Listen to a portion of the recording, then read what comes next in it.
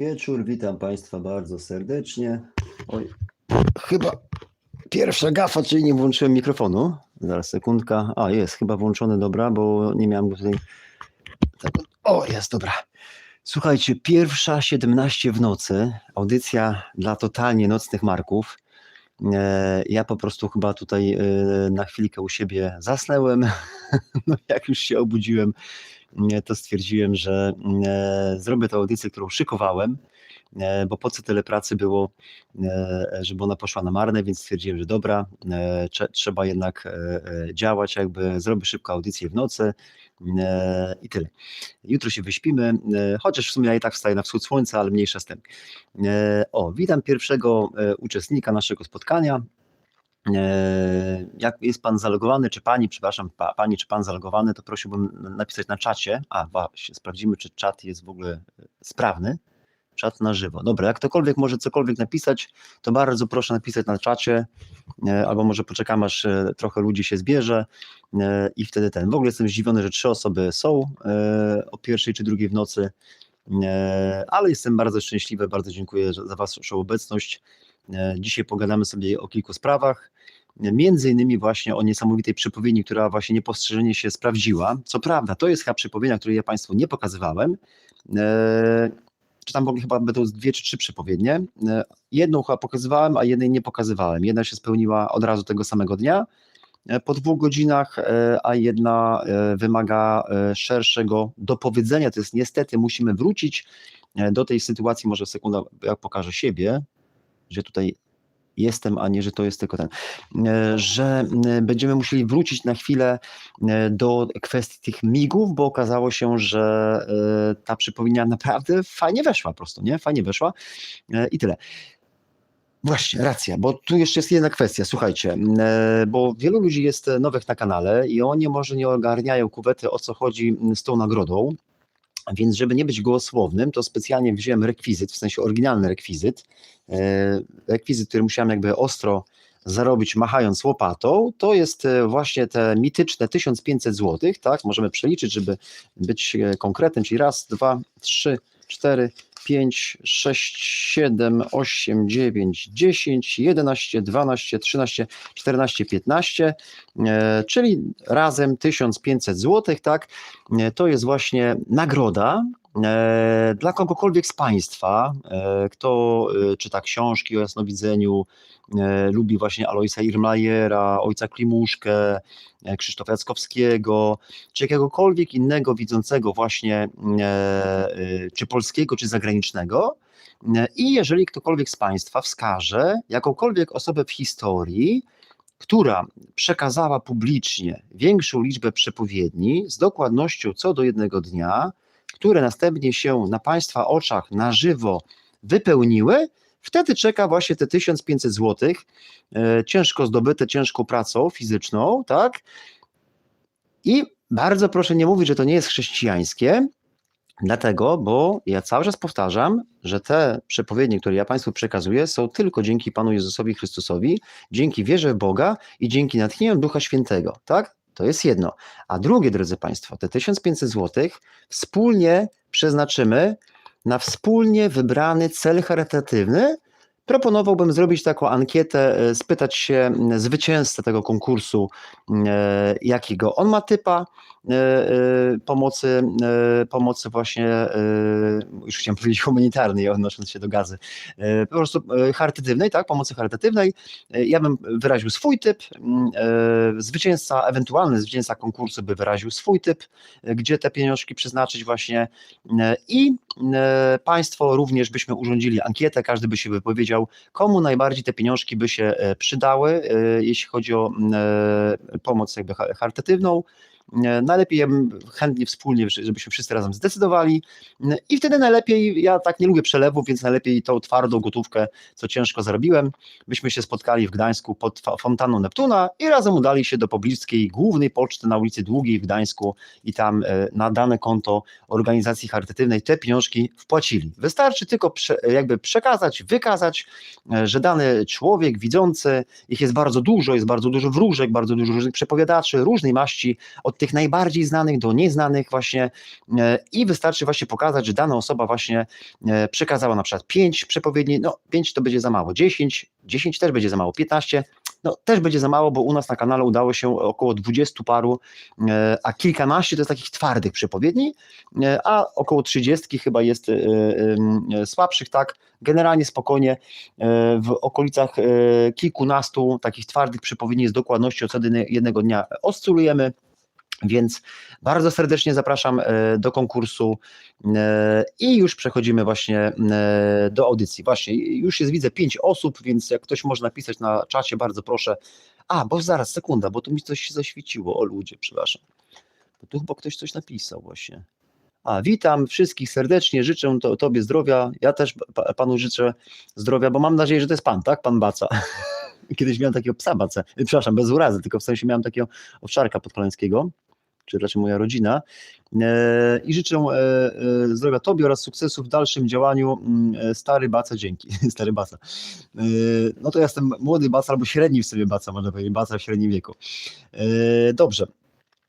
Więc rozumiem, że wiara w Boga Panu nie przeszkadza, tak? Bo wielu ludziom przeszkadza, innym z kolei jest to obojętne, ważne, że są przepowiednie, tak? Każdy ma swoje własne jakby nastawienie, tak? Ja jakoś postrzegam w tych filmikach na YouTubie, postrzegam jakby potężne narzędzie nawracania tak naprawdę. Nie? Ja tak czasem przyznaję się do tego właśnie, jaki jest ukryty cel właśnie tych filmików.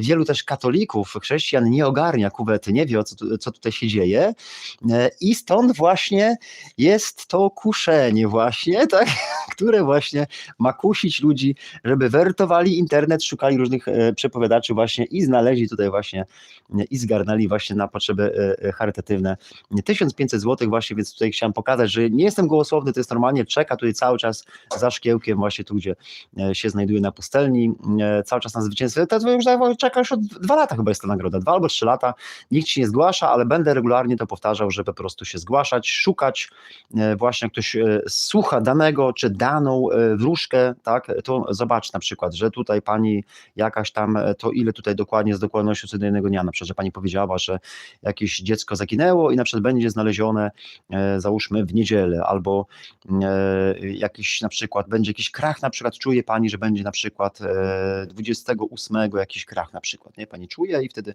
czekamy, patrzymy, jest 28, albo nawet 9, albo 7, tak, patrzymy, o kurde, faktycznie na przykład ileś banków zbankrutowało, tak? I wiele takich różnych właśnie przeczuć z dokładnością co do jednego dnia. I jeżeli będzie ich więcej, to ja w ogóle muszę zacząć je spisywać, bo już jest ich tak dużo, że ja sam już ich nie ogarniam. I też postanowiłem, że na każdej audycji będziemy sobie jedno takie przeczucie przypominać i może chronologicznie to zrobimy. To zobaczmy właśnie na taką przepowiednię z dokładnością co do jednego dnia. To dosłownie nam zajmie minutkę, ale żeby na każdej audycji sobie przypominać, a potem zajmiemy się właśnie tematem audycji. Może tutaj powiem Wam, jaki będzie temat audycji. To będzie właśnie cyberatak na lotniska w Europie, to będzie właśnie seryjny samobójca w Rosji, to będzie też nowe przeczucie związane właśnie z tymi właśnie niedobrymi czynami, które właśnie FSB i inne służby KGB, FSB wykonują, które moim zdaniem będą właśnie się rozszerzać i będzie tego więcej, kto wie, czy nawet nie w Polsce. I właśnie jeszcze sprawa tych migów, tego wszystkiego, z tego względu właśnie, że po prostu pokażę Państwu przeczucia, które się sprawdziły jeszcze mocniej i oczywiście po 7 biblijnych dniach. Tu widzę, że znowu ktoś napisał, zerknę tylko. Dobrej nocy, no bo wiadomo, że trzeba iść spać o tak późnej nocy, a ja tutaj się akurat obudziłem na godzinkę, żeby zrobić tę audycję. Dobrej nocy oraz wspaniałego poranku niedzielnego z Panem Bogiem. Życzę stary Baca, Bóg zapłać. Przypominam niedowiarkom, że Pan Jezus Chrystus zmartwychwstał i żyje. Chwała Panu Bogu za to. Amen. Dokładnie, chwała Panu Bogu. Dobra.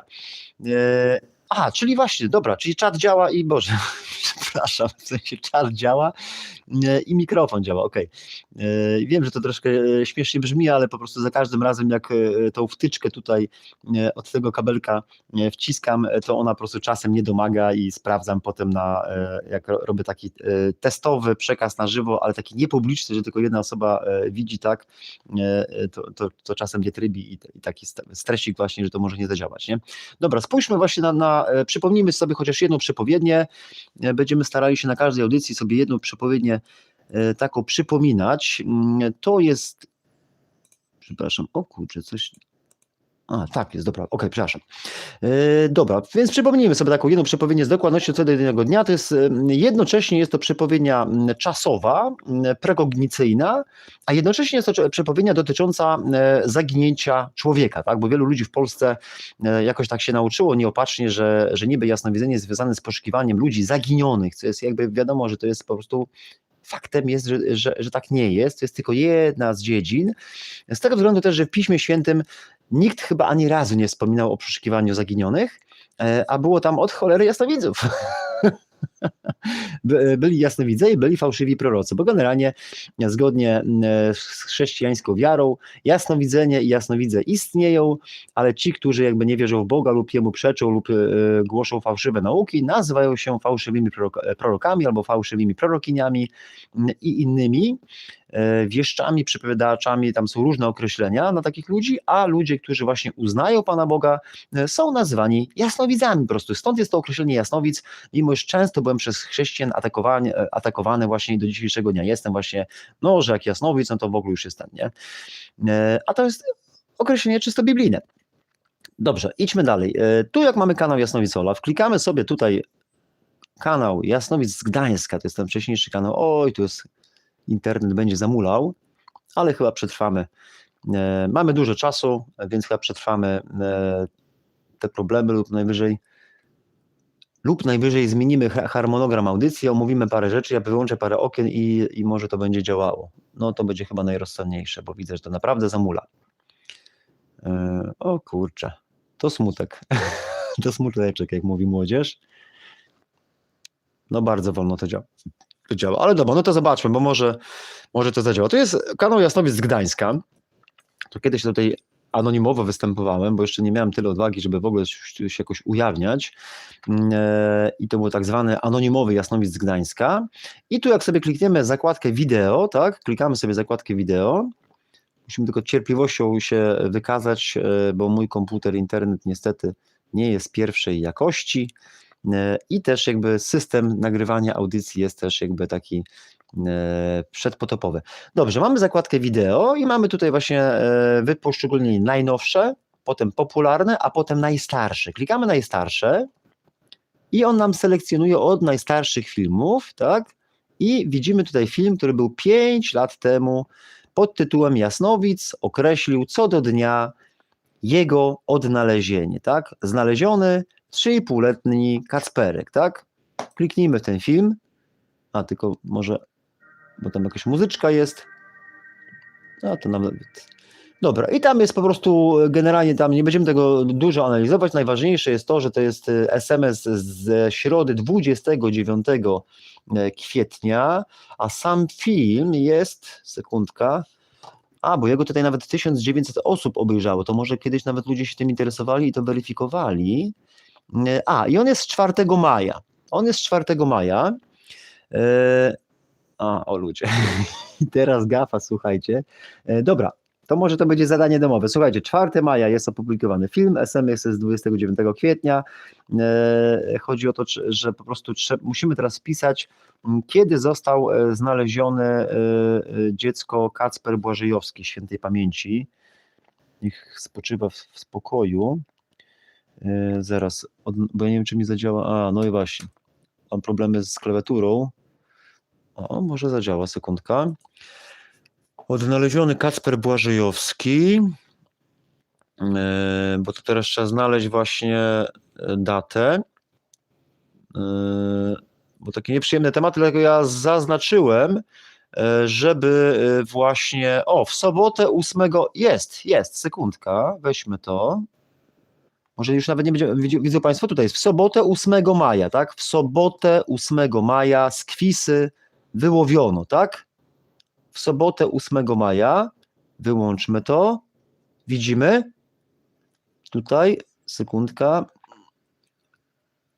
jestem w Kwisie, znajdą mnie w sobotę płetwonurkowie RP i tam jestem w tej rzece i tam jest jakby zagłębienie, tam jest opisane właśnie gdzie, tam 200-250 metrów przed przeszkodą, jakby tam jest ten. Już tego nie będziemy wszystkiego analizować, oj kurczę, przepraszam, bo ostrość. Chodzi o to, że najważniejsze mi tu chodzi o to, że o to z dokładnością co do innego dnia, czyli jestem w tej rzece, jestem w Kwisie, znajdą mnie płetwonurkowie RP, tak, jestem, tam jest zagłębienie itd., itd. Czyli chodzi o to, że sam ten film został opublikowany 4 maja, tak, a tam chyba 13 czy 11 tak, maja, tydzień później właśnie w sobotę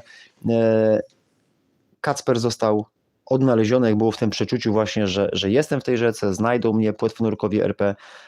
To jest niesamowite, tak naprawdę ten SMS, są krótkie zdania, ale to jest niesamowite, bo to jest być może nawet pierwszy w historii Polski takie przeczucie pokazujące nie tylko gdzie jest zaginiony człowiek, ale też kto go znajdzie, w jakim miejscu, w jakich okolicznościach i którego dnia. Czyli to jest połączenie przeczucia lokalizacyjnego z proroczym, jakby z prekognicyjnym. I tak się dokładnie stało. Mało tego, tu nie było żadnych innych strzałów, tak? Że ktoś weźmie, porwali go i wywieźli, albo gdzieś wpadł do studzienki, albo coś innego, tak? Albo jest w jakichś jeziorkach, albo gdzieś w ogóle nie? Jest tylko jeden strzał i od razu w dziesiątkę. To jest bardzo ważne, bo jeżeli ktoś wali seriami, no to prędzej czy później trafi i starczy, tak? Ale jak jest jeden strzał, to jest wyjątkowe i chwała Bogu za to właśnie, bo to dzięki Bogu są takie przeczucia, bo właśnie Pan Jezus uczył, proście, a będzie wam dane, tak? I módlcie się i wszystkie pozostałe instrukcje właśnie, jak to działa właśnie, tak? I tak to właśnie tutaj wygląda. I to jest właśnie między innymi jedna z tych twardych kilkunastu przepowiedni z dokładnością co do innego dnia, chociaż ona jest wyjątkowa, bo jest udowodniona, bo jest jeszcze druga, w ogóle o wiele lepsza, ale kurczę, jedna osoba, która ją znała, była świadkiem, odeszła z tego świata, to była moja ciotka z Warszawy, bo ja nawet jechałem na poszukiwania, nie Kacpra, tylko już zapomniałem, te największe poszukiwania w historii Polski, jak to było, kurczę, Dawid Żukowski. Chłopczyk Dawid Żukowski, właśnie taka najsłynniejsza sprawa i największe poszukiwania w historii Polski i moja ciotka właśnie była świadkiem serii różnych poczuć, które były szokująco co do godziny one się tam wypełniły, ale nawet chciałem z nią audycję nagrać, jakby żeby tam opowiedziała o tym, bo wierzę, że część ludzi po prostu wierzy i ja mogę się tam dać, przebadać na wykrywaczu kłamstw. Myślę też, że jakby kamerka w miarę dobra ostrość jakby widzi jakby, nie wiem, ruchy ciała, będzie widziała to, że po prostu mówię prawdę, tak? To tam właśnie też było przeczucie prekognicyjne i świadkiem tego było tylko kilka osób, ale tak twardo, żeby o tym pamiętać, to właśnie była ta moja ciotka, ale ona zmarła i też kolega Mateusz jakby, ale on już po latach od tych poszukiwań, bo to był też 2019 rok, bo Kacper Błażyjowski to był w ogóle maj 2020, to nam jeszcze policjanci w maseczkach latali, jak szukali Kacpra. To był początek właśnie tej akcji covidowej, a z kolei jeszcze ten Dawid Żukowski to była sprawa z chyba sierpnia 2019 w zasadzie, nie? To już minęło 6 lat. I tam też właśnie było prekognicyjne, które się niesamowicie sprawdziło w zasadzie co do jednego dnia, nie? To niesamowite, to w ogóle dla mnie to są historyczne rzeczy i dziękuję Bogu, że jakby miałem przyjemność to doświadczyć właśnie, ale nie zabieram sobie tej jakby przyjemności, tylko mówię, że aha, no to nie moje, to Pana mogę, jakby, nie? I tyle, nie? Dobra, czyli tyle, tak? Chciałem przypomnieć jedną z takich przepowiedni z dokładnością co do jednego dnia i idźmy dalej właśnie, sekundka, idźmy dalej właśnie w tych doniesieniach i spójrzmy na te przepowiednie, czyli tutaj chyba będzie jednak audycja dla cierpliwców, bo cierpliwcy dożyją właśnie tego, tak? Dożyją wiem, bo to w ogóle ja wysyłam z jednej komórki swojej, a potem jeszcze dysponowałem komórką przyjaciela, którą też mój przyjaciel odszedł z tego świata w zasadzie 2-3-4 tygodnie po właśnie tych poszukiwaniach chyba. tego Dawida z Warszawy i potem ta komórka została mi wręczona, ona została i wtedy ja miałem w ogóle te SMS-y jakby i w jednej komórce i w drugiej komórce, bo to w ogóle tą przygodę częściowo mój nieżyjący przyjaciel rozpoczął właśnie i w zasadzie to przeczucie w największych poszukiwaniach w historii Polski to też w pewnym sensie jest jego zasługa, bo ja już opowiadałem o tym historii, już nie będę się powtarzał. Dobra, czyli to była właśnie przepowiednia, to można sobie zweryfikować, tak, może powtórzę, to można zweryfikować, można sobie włączyć, specjalnie włączam tą ścieżkę, można sobie kliknąć, włączyć, sprawdzić na internecie i widać ewidentnie, tak, nie ma 100 strzałów, jest jeden strzał, jest weryfikacja, nawet jak ktoś nie wierzy w SMS-a, jest data filmu na YouTubie, tak, tydzień przed znalezieniem, że będzie znaleziony w sobotę tam w danym miejscu i tak się stało, tak. No i to jest jedna z wielu przepowiedni z dokładnością co do jednego dnia, które miały miejsce na tym kanale. Być może jedyna dotycząca poszukiwania osoby zaginionej, będąca jednocześnie przepowiednią prekognicyjną, tak? Tak samo jak te przepowiednie kosmiczne też być może są jakby jedyne w swoim rodzaju właśnie, bo zapowiadają wydarzenie kosmiczne, którego nie jesteśmy w żaden sposób w stanie przewidzieć jakby, tak? Bo nawet astronomowie nie widzieli meteorytu, który po miesiącu spadł na Wielką Brytanię, jak było powiedziane w przepowiedni właśnie, tak? Nawiązuję tutaj do ostatniej audycji właśnie Anglia, rząd coś wie, Anglia się szykuje. Dobrze, idźmy dalej. Sekundka. Dobra. Widzę, że 3 osoby nie śpią w nocy, 6 łapek w górę, tak? Bo to pewnie rozumiem, że rozesłały się powiadomienia, że Jasnowic z Gdańska znowu nadaje, ale pewnie ludzie wrócą do słuchania tej audycji pewnie sobie jutro czy pojutrze, dlatego spokojnie będziemy z nią jechać dalej. Dobra, jedziemy dalej. Drodzy Państwo, teraz tak, tutaj tylko parę doniesień medialnych i zajmiemy się właśnie tymi przeczuciami i tym, jak one wchodzą. Czyli mamy tak, trzeba odnotować właśnie, że kolejny dron został odkryty właśnie w gminie Korsze, to jest niedaleko obwodu królewieckiego czy kaliningradzkiego, tak, kolejny dron to było wczoraj, tak, to jest ważne, że wczoraj, bo to jest wszystko właśnie w okolicach piątku i tu sobie zaznaczyłem właśnie, to jest ta gmina Korsze, tak, czy jak tam Korszyce, o ludzie, Korsze, Korsze, to jest to, tu został znaleziony właśnie gdzieś tam ten dron i to jest właśnie mniej więcej widzimy, jest tutaj Pineska, blisko właśnie obwodu królewieckiego, tak, ale teraz czy on przyleciał z obwodu królewieckiego, czy na przykład on przyleciał tutaj właśnie gdzieś z tych rejonów, bo pamiętajmy, że jeden z dronów, który najgłębiej w Polskę wleciał, to nie ten pod Łodzią, tylko ten, co tu przeleciał wielką odległość i doleciał właśnie w zasadzie między Gdańskiem a Elblągiem, tutaj gdzieś właśnie to było Pasłęk, za Pasłękiem, za Elblągiem, gdzieś tutaj po skosie, tak to było, tak, tu był ten najdalszy dron, w zasadzie niedaleko właśnie Jasnowidza z Gdańska, tak, a tamten z kolei w tej Korszy, tu jest Korsze, tak, ale co blisko granicy. Dobra, ale mniejsza z tym, po prostu został znaleziony sobie kolejny dron, to już zostawmy i teraz tak, tu jeszcze zobaczmy, to są wiadomości, których właśnie zapomniałem przekazać, czyli w ostatniej audycji, tej poranku z Jasnowidzem, tak, mówiliśmy, że estońska przestrzeń powietrzna naruszona przez 3 migi przez 12 minut, to będzie miało swoje znaczenie za chwilkę. Kurczę, razi ten ekran. Sekundkę może.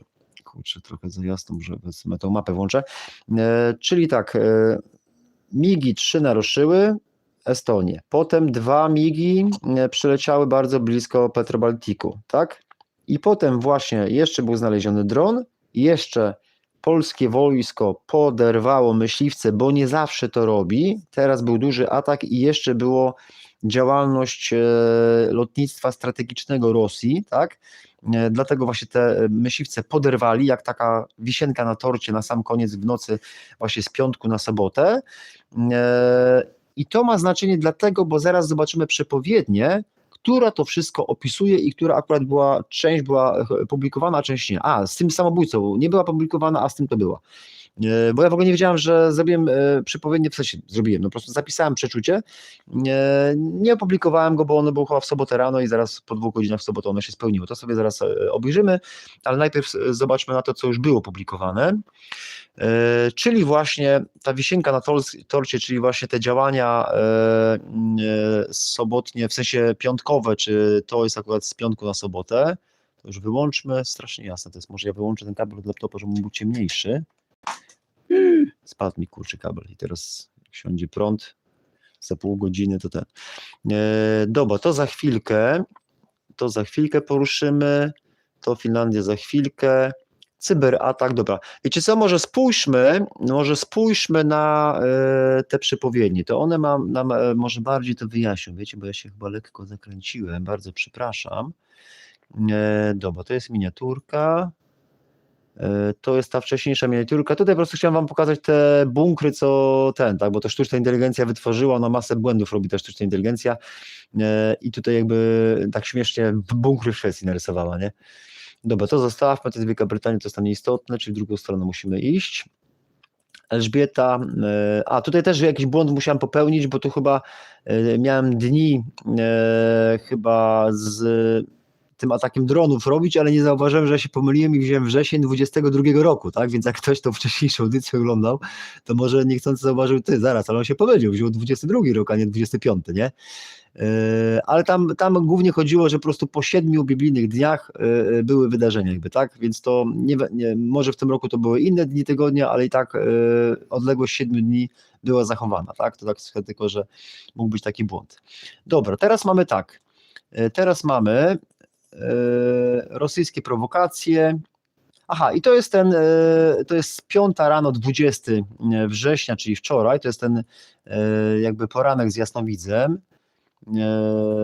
Chodzi o to, że tam są opisane te wydarzenia, tylko chcę, żebyście tylko sobie przypomnieli to, tak, że 3 rosyjskie migi w tą estońską przestrzeń powietrzną wkroczyły, tak, to jest 20 września, 5 rano, ale to miało miejsce 19 września, tak, okej, bo ja wiem, bo to są te zaginione screeny właśnie, okej. Tu mamy właśnie, rząd Estonii poinformował, 3 rosyjskie MiG-31, tak, to 4 naruszenie przestrzeni powietrznej w tym roku i chcą konsultacje na to zrobić. Ok, idziemy dalej. To dosłownie krótka zajawka. Z kolei następne wydarzenie, niski przelot rosyjskich myśliwców nad polską platformą. 2 rosyjskie myśliwce wykonały niski przelot nad platformą Petrobaltiku. Ok, to sobie tylko tak przypominamy. Tutaj też jest właśnie, że do incydentu doszło w piątek w godzinach popołudniowych, to ja zawsze dla mnie mówię, że to jest takie symboliczne, bo to jest czas jakby odejścia z tego świata Pana Jezusa i mamy właśnie, że migi przeleciały 150 metrów, tak, i tu jest właśnie też ten zaginiony screen, czyli właśnie, że agencja Moody's zmieniła perspektywę ratingu Polski. Agencja Moody's zmieniła perspektywę ratingu Polski ze stabilnej na negatywną, tak? Ze stabilnej na negatywną. Dobra, idźmy dalej. Ok, i tutaj mamy właśnie te przeczucia. Też je tak na szybkiego prześledzimy, bo większość z nich była wcześniej publikowana, tak? To jest to niesamowite przeczucie o dronie z 3 sierpnia, już tego nie będę omawiał, to się niesamowicie sprawdziło, bo wtedy nikt w ogóle nic o takich rzeczach nie mówił, a to było bardzo szczegółowe. Ja już to wszystko tłumaczyłem, nie będziemy na to tracić czasu. Chcę tylko, żebyście zaczęli tą ścieżkę SMS-ową, tak, która nas doprowadzi do tych SMS-ów ostatnich. Kurczę, zrobiło się 9 osób. 9 osób za 15, druga w nocy. Witam serdecznie. Dobra, to jedziemy z koksem. Ja rozumiem, że po zakończonej transmisji można sobie cofnąć nagranie i obejrzeć od początku. Dobrze. Więc tu mamy, tutaj było przeczucie o dronie, była o tym audycja, to jest 4 sierpnia, całe niebo się zatrzęsie, tak?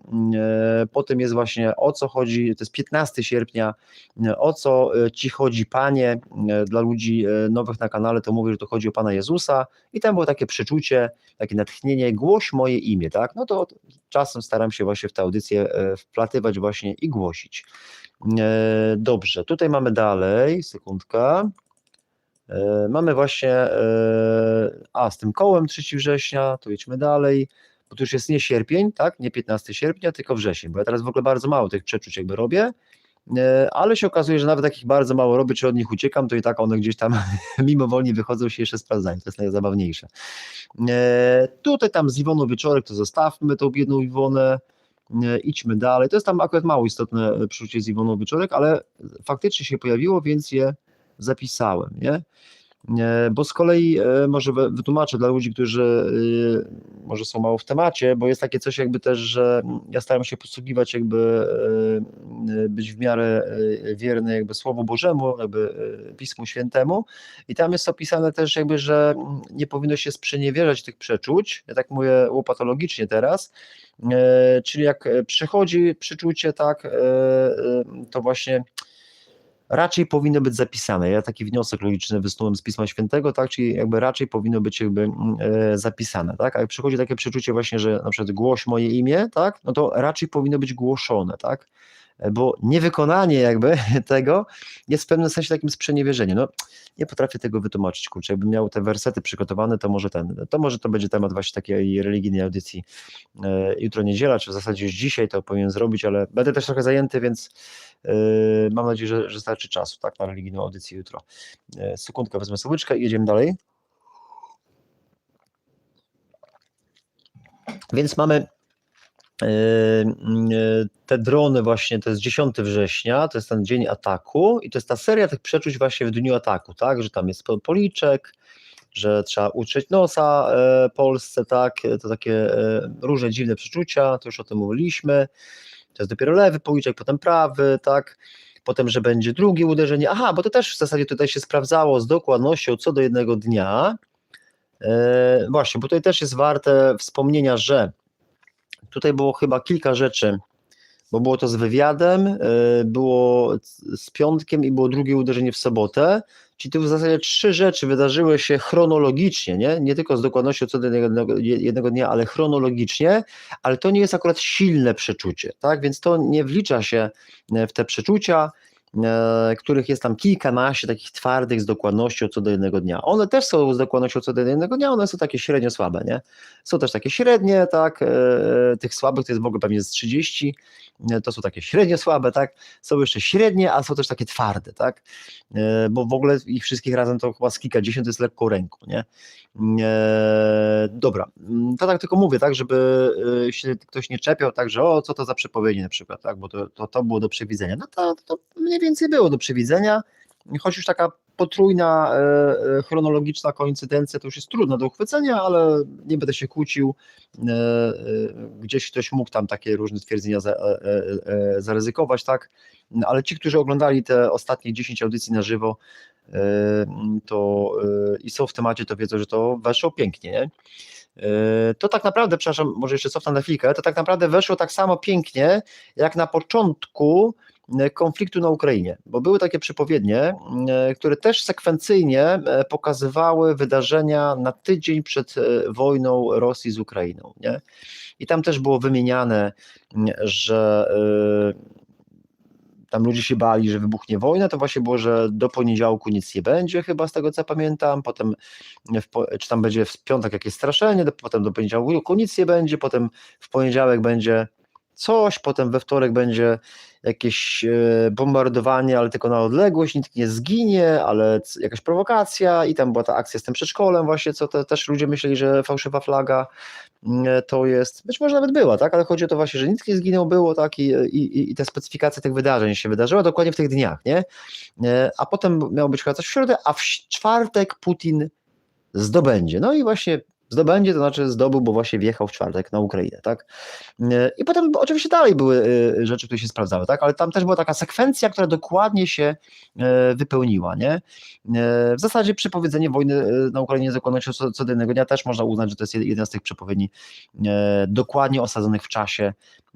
To się dokładnie spełniło, tak? Bo tam było w czwartek, Putin zdobędzie i w czwartek rozpoczęła się wojna na Ukrainie, jakby, nie? Gdzie, pamiętajmy, nikt nie mówił, że w czwartek wybuchnie wojna, tak?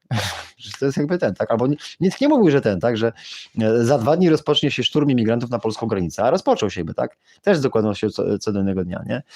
Więc jakby tych przepowiedni jest masa, stąd właśnie jest właśnie te 1500 zł właśnie na cele charytatywne i wystarczy tylko właśnie wskazać, tak? To już mówiłem, nie będę się powtarzał.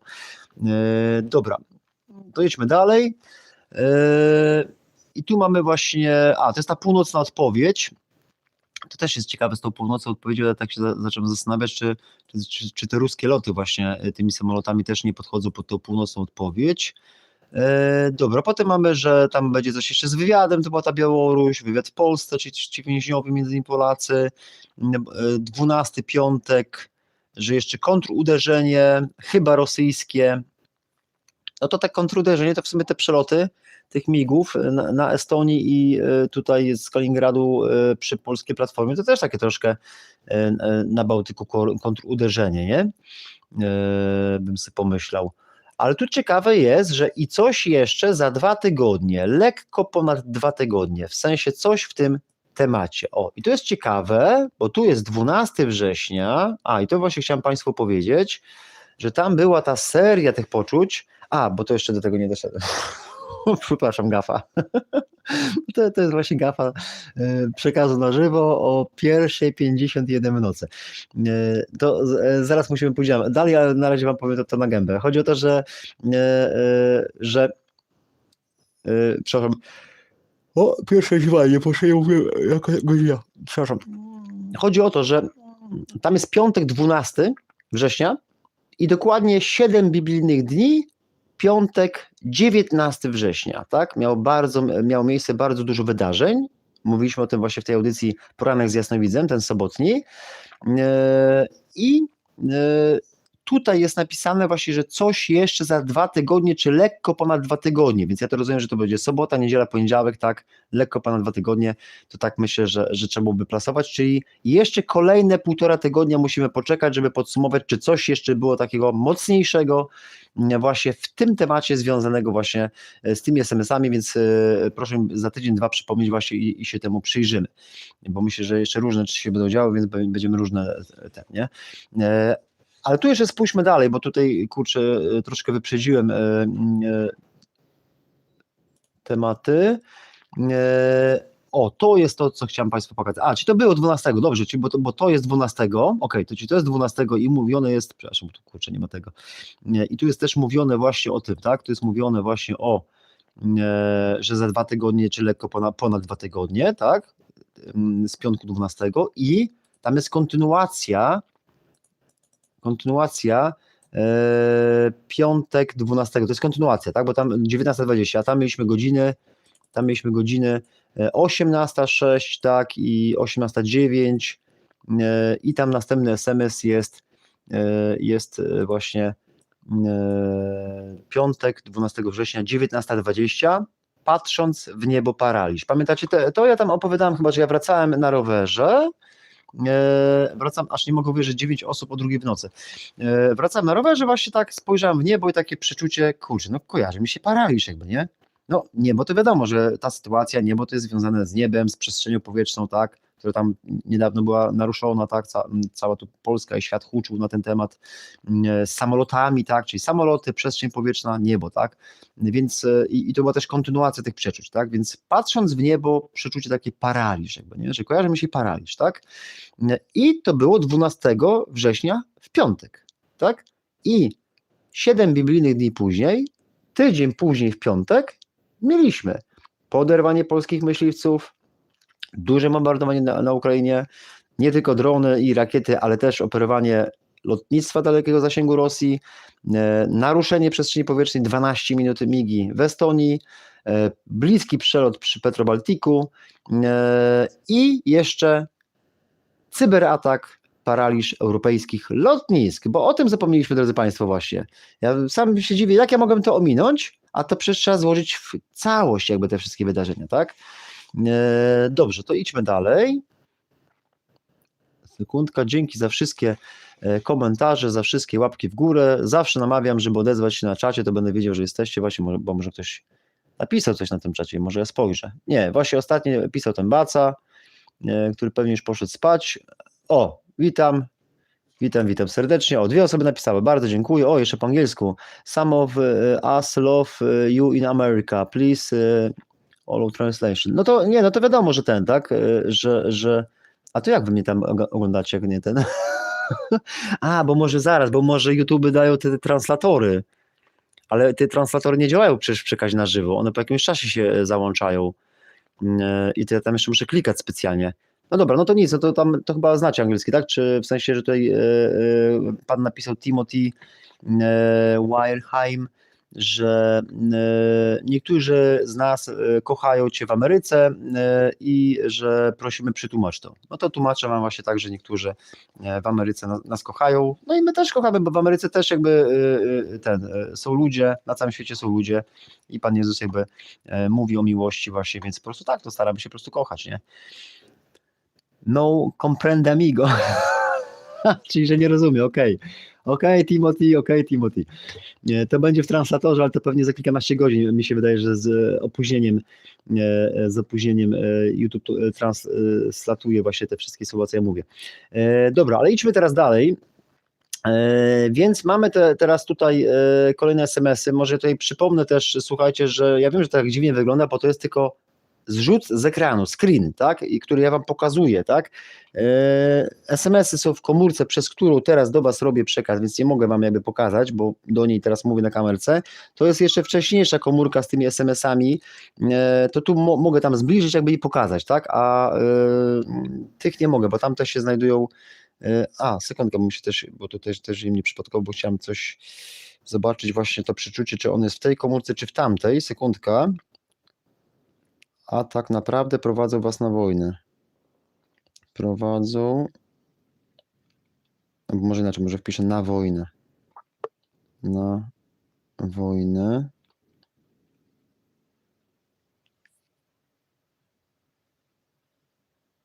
Rosja już tam wypowiedziała wojnę. Jest kwestia czasu, aż każdy to poczuje. Wojnę wywiadowczą w konspiracji, ale to wyjdzie. I Prima Veritum, to jest taki dawny sen. Sierpień 23 rok, to nie, to jest coś innego.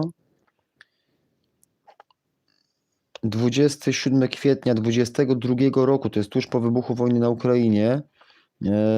Widzę Dudę, poczułem smutek, jakby zdanie od niego: Polska idzie na wojnę. No to faktycznie teraz po tych 3 latach to widzimy powoli. Trzecią blokada żeglugi, że jak blokada żeglugi będzie, to wtedy trzecią wojnę świat mieć będzie. Miejmy nadzieję, że nie, tak. Chińczyk swoje cele zdobędzie. Dobra, to jest jakieś dawne przeczucie. I tu jest ta wojna wywiadowcza. Dobra, to nie, bo jeszcze było takie poczucie właśnie, że tak naprawdę prowadzą Was na wojnę, ale to znaczy się, że to nie było w tych SMS-ach w tej komórce, czy to musiało być jakoś niedawno w tej komórce. Dobra, okej. Przepraszam, bo to też takie przeczucie bardzo ciekawe, ale wróćmy do meritum. I to jest akurat bardzo ciekawe. Tam jest w ogóle coś dalej? Bo tam są jeszcze kolejne. O ludzie. To zaraz, jest to na pewno? Sekundka. Nie, dobrze, to jest chyba to. Dobra, kurczę, przepraszam. Bo się, przepraszam, zawinęłem się, wybaczcie. Dobra, bo to jest, nie, tak, to jest to. Czyli tak, 2 poczucia koło siebie, dotyczące jednego. Jadę na rowerze, zapisałem, tak, a potem jakby, jak już dojechałem na rowerze na to pustelnię, to zapisałem dokładnie, o co mi chodziło, co tam czułem jakby i tak. Tutaj to 13 to było akurat do tych wcześniejszych, że to będzie taka ala zemsta i to ta odgrywka, tak, i tu jeszcze napisałem, że to jest niepewne poczucie, że przyjdzie 13 i tam 13 była chyba ta odpowiedź na to, tak, te samoloty i te ćwiczenia, to wszystko, a tu mamy właśnie to poczucie paraliż, tak, to jest osobne przeczucie, tak, tydzień temu 12 w piątek i po tygodniu, po 7 biblijnych dniach ono się wypełniło właśnie, zobaczmy sobie, patrząc w niebo, paraliż. To jadąc na rowerze. Potem dojeżdżam na pustelnię i rozpisuję się. Wyżej wymienione. No bo właściwie jest odniesienie. Wyżej wymienione. Widząc niebo i w kontekście obecnych wydarzeń, tak? W kontekście obecnych wydarzeń. Bierzcie to ze zrozumieniem. To zamiast widzieć samoloty NATO, bo to jest, słuchajcie, bo to jest niesamowite, ja się skumałem, że to się po prostu właśnie w ten piątek sprawdziło, w ogóle tego nie widziałem w ogóle. Wy też nie pisaliście, a to jest właśnie to się jeszcze lepiej sprawdziło niż my se podejrzewamy, stąd jest ta miniaturka właśnie, że, gdzie była ta miniaturka? Bo tam specjalnie chciałem właśnie, niesamowita przepowiednia, znowu się sprawdziła, tak?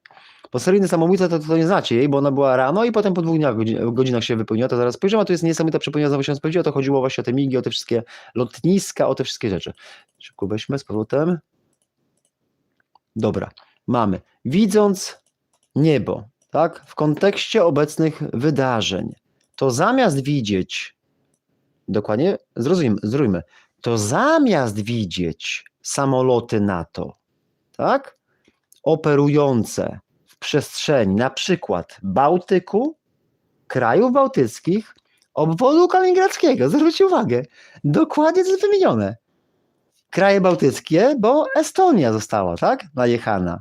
Bałtyk, bo Petrobaltik i nasza platforma. I obwód kaliningradzki, tak, bo i one leciały z północnej Rosji poprzez Estonię do obwodu kaliningradzkiego, a chyba jakieś inne dwa naruszyły tutaj przy tym, mi się wydaje, tak? Dobra, i mamy właśnie to poczucie paraliż, tak? Czyli zamiast widzieć samoloty NATO, to poczucie paraliż. Wydaje mi się, że gdzieś w przyszłości, no to się okazało akurat 7 biblijnych dni, może być raczej puste niebo. Ja chcę, żebyście to poczuli. Czyli zamiast widzieć samoloty NATO, a pamiętajmy, że wtedy huczeli, całe NATO huczało. W środę było naruszenie przestrzeni powietrznej Polski. Oni zorganizowali dodatkowe ćwiczenia, tam Tarcza Wschód i tam był Zapad po stronie białoruskiej, po polskiej były polskie Defender, Tarcza i wszystko. Tam były w ogóle i w Karpatach były polskie ćwiczenia, na wschodniej flance było parę tych ćwiczeń, bo to był cały system ćwiczeń NATO właśnie na wschodzie, ale dodatkowo były specjalne tylko na tą okazję naruszenia polskiej przestrzeni powietrznej, tych dronów, były specjalne lotnicze ćwiczenia, które właśnie miały tam operować tymi samolotami. Więc pomimo tego całego harmideru, które NATO zrobiło, to ja jadę w piątek, tak, że w sobotę była ta odpowiedź jakby i ta akcja z tymi samolotami, to ja jadę i ja czuję paraliż. Ja czuję, że zamiast samolotów NATO, to ja widzę puste niebo, tak? Jak to jest tam? To zamiast samolotów NATO operujących w przestrzeni, tak, Bałtyku, krajów bałtyckich i obwodu kaliningradzkiego, to ja czuję paraliż jakby, tak? A jest napisane i wydaje mi się właśnie, że puste niebo, tak? Przez jakiś czas. Przez jakiś czas. Może zobaczmy do końca przez jakiś czas, tak? Jakieś jeszcze mocniejsze zakłócenia, ale czy Rosjanie to włączą? Czy Rosjanie to użyją? Czy to mocniejszy system z Kaliningradu? I tutaj myślę, że no, może nie bardzo możliwe, myślę, że pół na pół możliwe, że to się spełni podwójnie. I teraz, żeby nie było, że za tydzień i 2 dni będzie właśnie motyw, że oni włączą jeszcze tam większy ten nie defektor, tylko ten zakłótator z Kaliningradu, jakiś tajny albo więcej watów wkręcą w tym, co oni tam sobie robią. Czyli mam tutaj na myśli te systemy zakłócające między innymi sygnał GPS właśnie tutaj na tym całej przestrzeni Bałtyku właśnie i Polski, a teraz spełniło się to w ten sposób, nie?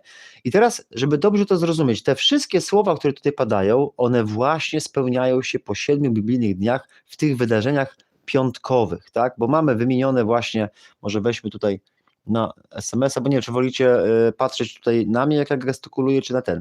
Czyli mamy właśnie wymieniony obszar tej przepowiedni, czyli obwód kaliningradzki, kraje bałtyckie i sam Bałtyk. Mamy paraliż, tak? I zamiast operacji samolotów NATO, to ja widzę odwrotnie. Ja widzę puste niebo, a wtedy w piątek, w sobotę oni tutaj szaleli, tak? My tu nawet słyszeliśmy, jak latały jakieś odrzutowce nad Trójmiastem, przynajmniej ja na przykład słyszałem, nie? Helikoptery też latały częściej, bo tutaj często też jakby na Mierzeję Wiślaną latają z Pruszcza, tak, to my to widzimy, bo tu mamy granicę blisko z Rosją, tak, 40-50 km stąd. Puste niebo, tak, puste niebo przez jakiś czas, to są w ogóle fajne słowa, puste niebo, tak, puste niebo przez jakiś czas. I jeszcze jakieś zakłócenia. Czyli nie wiem, czy wy to rozumiecie. To jest bardzo precyzyjne przepowiednia, bo po 7 biblijnych dniach tak naprawdę, jak spojrzymy na te wydarzenia, one odzwierciedlają ten krótki SMS, czy w sumie on tak nie jest aż taki super krótki, bo bywały krótsze, ale on doskonale odzwierciedla to, co się wydarzyło, bo przez pewien czas było puste niebo, bo wleciały tam rosyjskie migi nad Estonię i operowały całe 12 minut. To było bardzo długo, więc było puste niebo, nie było tam natowskich samolotów. Dopiero ze Szwecji musiał przez Bałtyk pewnie na dopalaczach szybko przylecieć Gripen i on tam je przepędził, tak? Więc było puste niebo nad całą wschodnią flanką, kraje bałtyckie poprzez Kaliningrad, tak? Więc było puste niebo też jakby przy platformach, bo tu w ogóle nie zostały odstraszone, one sobie po prostu przeleciały i potem zawinęły się do Kaliningradu, tak? I to było dokładnie w piątek, po 7 biblijnych dniach od tego poczucia, tak? Czyli w piątek, tydzień wcześniej. Było duże zawirowanie, tak, więc na to szalało. Wtedy też w piątek w nocy na sobotę była Rada Bezpieczeństwa ONZ, tak, i była ta cała akcja z dronami. A z kolei właśnie, sekundka. Przepraszam. Więc jakby wtedy Rosjanie mało w ogóle użyli środków napadu powietrznego na Ukrainę, to było tam chyba ze 130-140, a jak była ta wielka akcja z dronami, to użyli 800, tak? Więc tak przycichli i mało tutaj operowali właśnie, tak? Na przestrzeni Białoruś, Kaliningrad, kraje bałtyckie, tak? Ale biblijnych 7 dni później bardzo mocno operowali, spowodowali taki mały odwet północny, właśnie to już, bo się powtarzam, przepraszam bardzo, ale chodzi mi o to, że to właśnie zawiera to przeczucie, że ja czuję odwrotnie, pomimo tego wielkiego zawirowania, ja czuję paraliż, ja czuję puste niebo, tak? Ten obszar właśnie Kaliningrad, Bałtyk i ten, nie? I to się właśnie wypełniło. I mało tego, bo to trzeba wziąć jakby dwufazowo, tak? Bo to część się już spełniła, ale może być jeszcze dogrywka w tej konfiguracji wydarzeń, jakby, tak? Bo nie wiem, czy to wy ogarniacie, kurczę, nie? Dlatego tutaj brakuje tego, już czat to jest za mało, tu brakuje interakcji z widzem, ale na żywo, po prostu, że widzimy się na żywo, tak? Możemy sobie grabę strzelić, jakby spokojnie, jakby się tak jakby zrozumieć, nie?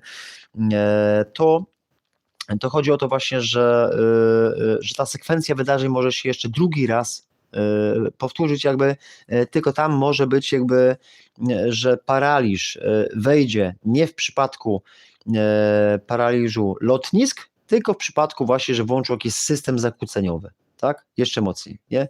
Bo ja osobiście miałem taką fantazję, że to się spełni w taki sposób i tak myślałem, ale już nie pisałem tego, tylko to już były takie moje myśli, dlatego one nie są zapisane, nie? Tylko to było takie moje podejrzenie już takie logiczne. A może to będzie to właśnie, że te 2 tygodnie z poślizgiem, to co tam przed chwilą wam mówiłem, to będzie to. To będzie, że teraz NATO będzie szalało, a dopiero za 2 tygodnie z poślizgiem Rosjanie wkręcą swoje zakłócenia i wtedy się okaże, że tutaj te wszystkie Gripeny F-35 się spękają, że zaczną spadać i nie będą tutaj latali, bo się będą pękali tych zakłóceń i będzie właśnie puste niebo, tak? To jest niesamowite, jak właśnie chyba taki film był, Wrogie niebo, to tu jest puste niebo jakby, nie? No niesamowite są te przeczucia, wam powiem i to naprawdę we mnie to wzmacnia w ogóle normalnie wiarę, nie? Puste niebo, no to jest niesamowite po prostu, nie? I było puste niebo, tak? Puste niebo, właśnie Kaliningrad, kraje bałtyckie, tak? Zamiast widzieć samoloty NATO, tak? Operujące w tej przestrzeni, tak? To co widzieliśmy? To widzieliśmy ruskie samoloty, tak? Poczucie paraliż jakby, tak? I tyle. I puste niebo, niesamowite. Ale ja myślę, że to wejdzie jeszcze mocniej, nie? A, i ostatnia rzecz, przepraszam. Zakłócenia. Skąd ja sobie myślę, że to spełni się dwufazowo? Stąd właśnie, że wytłumaczę i włączymy sobie że te zakłócenia, to one za pierwszym razem weszły teraz i to jest cyberatak na europejskie lotniska i to są właśnie zakłócenia, to jest cyberatak spowodowany przez Rosjan na Europę, na europejskie lotniska, więc to są po prostu zakłócenia, cyberatak to jest zakłócenia, a potem drugie wejście tej przepowiedni, tej sekwencji może wejść w postaci zakłóceń, ale już tych radioelektronicznych, czy tam jakichś geoelektronicznych, jakichś tam rosyjskich, tak? Dobra, to idźmy dalej, kurczę, strasznie razi. Może wyłączyłem Wyłączyłem. Okej. Dobra, więc to się pięknie sprawdza. A tam 13 to było z kolei ta akcja tych krajów NATO, 13 września, tak? To było dzień wcześniej, tam było dopowiedzenie do tej całej serii tych wcześniejszych SMS-ów. Dobra. Najlepiej w ogóle jest jak na żywo tą komórkę można zobaczyć i sobie tam prześledzić. Dobra. Jedziemy dalej. Widzę, że 12 osób, a jest 2:10 w nocy. To hardkorowa audycja. Dobra, tutaj było 13 września. Aha, idzie nowe wydarzenie. Myślę, co będzie dalej w kontekście tego wszystkiego. No tutaj akurat z tym nowym wydarzeniem, to jest sobota, wieczór, 13 września i niedziela rano zapisałem w ogóle sen, ale to ja miałem bardzo mocne wydarzenie w swoim życiu w niedzielę, takiego, którego nie miałem chyba od 20 lat, albo nawet chyba od 40 lat w sumie, bo no nie, ciężko, zależy jak liczyć jakby, nie? Ale nie wiem, czy mamy publicznie mówić o tym wydarzeniu. Niektórzy wiedzą i tutaj też właśnie jakby ten sen w ogóle tutaj się sprawdził właśnie po paru godzinach w zasadzie, więc to pominiemy, ale tutaj po prostu przeczuwałem to nowe wydarzenie, no i to faktycznie tak, ale niewykluczone, że to się spełni podwójnie, czyli tutaj się spełniło w moim życiu, tak, a potem na przykład po 7 dniach w niedzielę spełni się jeszcze szerzej, czy po 2 tygodniach, tak, bo często te 2 tygodnie mi wchodzi, że nowe wydarzenie będzie właśnie od 13 września czy 14 września w niedzielę, będzie po tygodniu czy 2 jakieś faktycznie jeszcze nowe rozdanie, nowe wydarzenie, jakby tak, ale już w kontekście takim szerszym dla szerokiej publiczności, a nie tylko w moim prywatnym życiu, nie. Dobra, bo ja tak samo myślę, że kurczę, dla niektórych jest to enigmatyczne, bo niektórzy zasubskrybują ten kanał i nie ogarniają tego, co ja tam już przez te parę lat uczyłem, jak to działa, nie? Ale dobra, jedźmy dalej. Wyżej wymienione w walce inne struktury energetyczne, dla nich niewidoczne węże, spirale, czy to było dla nich destrukcyjne, czy nie, a tak wyglądało to, co dodatkowo zarejestrowałem.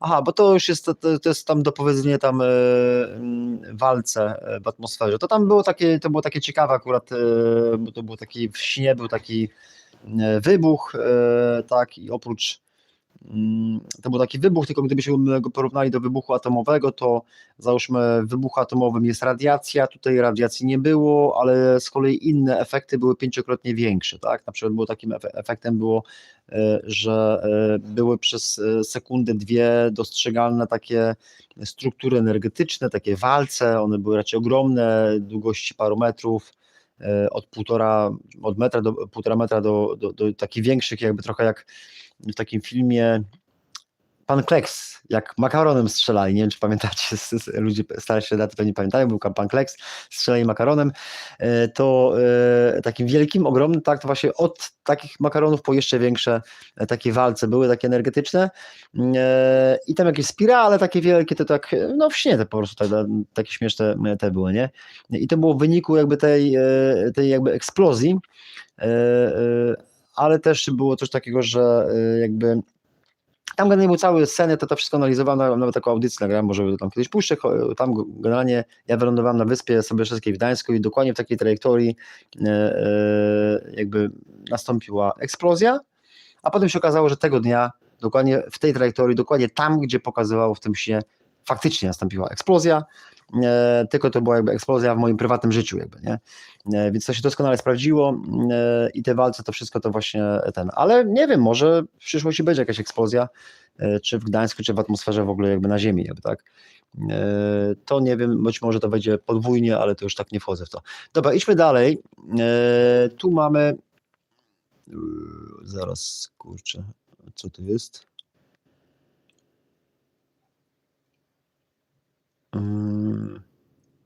W walce.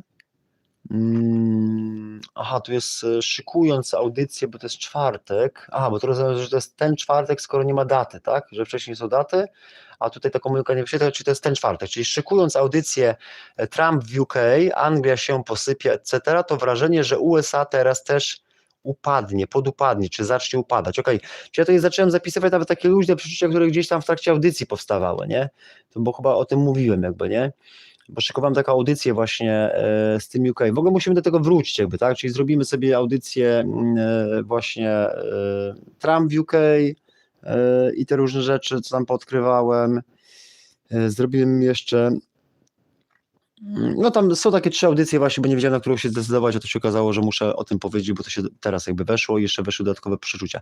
Dobra, mamy dalej. Ostatnio robiąc live'a, coś z Warszawą było, to jest czwartek też rano, coś z Warszawą było i kolor czarny się pojawił, ale nie pamiętam co to było, blackout czy co.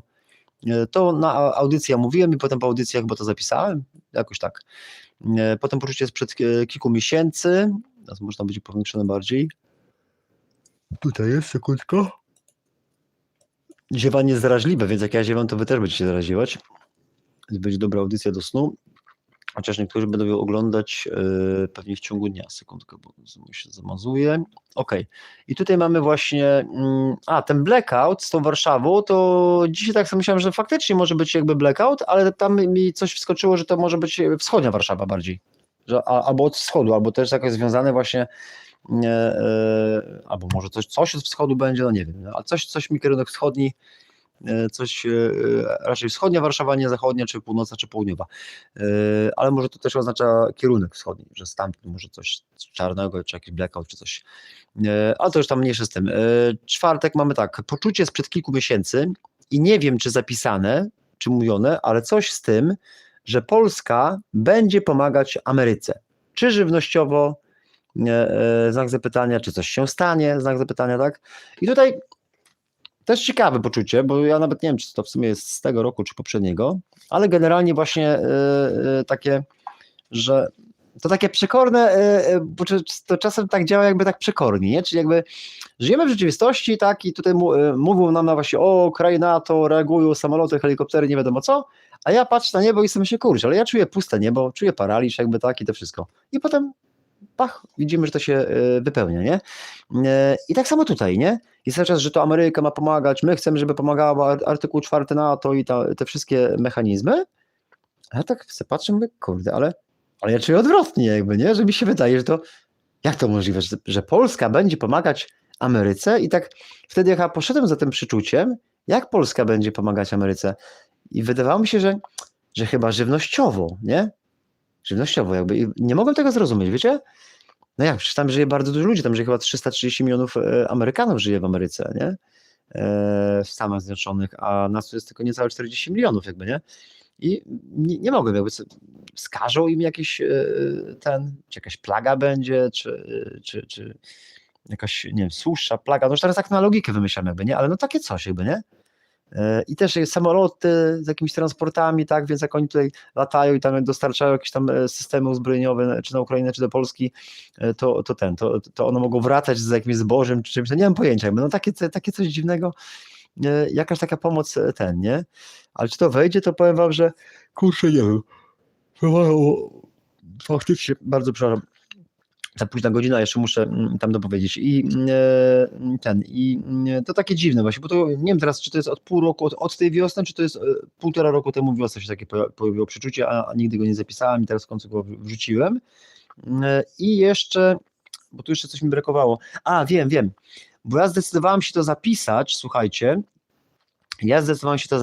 bo ostatnio dostałem trochę ekologicznego jedzenia od jednej osoby i to też chyba nawet było publikowane na kanale, a na pewno mam to zapisane w SMS-ach, że był taki sen, że w sierpniu właśnie gdzieś tam będzie, ja chyba nawet kiedyś mówiłem chyba na jakiejś audycji właśnie, że takie miałem wrażenie, że jakieś jeżdżenie po jedzenie ileś kilometrów od Gdańska, coś takiego, nie? Że jakieś jedzenie do jakiegoś rolnika, po jakieś jedzenie ileś kilometrów od Gdańska i słuchajcie, i to się spełniło. Nie mogę wam zdradzić szczegółów, ale to się dokładnie spełniło, sprawdziło się to, nie? I sobie myślałem, ale zaraz, czy jak to się spełniło, takie dziwne, prekognicyjne, to ja miałem ileś miesięcy temu takie wrażenie i tam było, że sierpień i to się dokładnie w sierpniu spełniło. To sobie myślałem, kurczę, to może z tą Ameryką też się spełni, nie? To nie musi być od razu, to może być 2-3 lata, nie? Ale może się spełnić, nie? I to wtedy wrócimy sobie do tego, to będzie niezwykle ciekawe, nie? Bo tak przecież się nie mówi, że my będziemy pomagać, tylko że oni nam mają niby pomagać, tak? A tu może być odwrotna sytuacja, nie? Tak samo jak z tym niebem, tak? Miało na to latać, a to się okazało, że ruskie migi latają. Dobra, idźmy dalej. Mamy tutaj, i to jest właśnie, słuchajcie, dzisiaj rano, chociaż to już nie jest dzisiaj, bo jest 2:20 w nocy, więc teraz mamy niedzielę, 21 września, 2:20, ale jak się szykowałem do tej audycji, to jeszcze była sobota 20 września i w sobotę o 7 rano takie dziwne przeczucie. Będą zabójstwa, tak?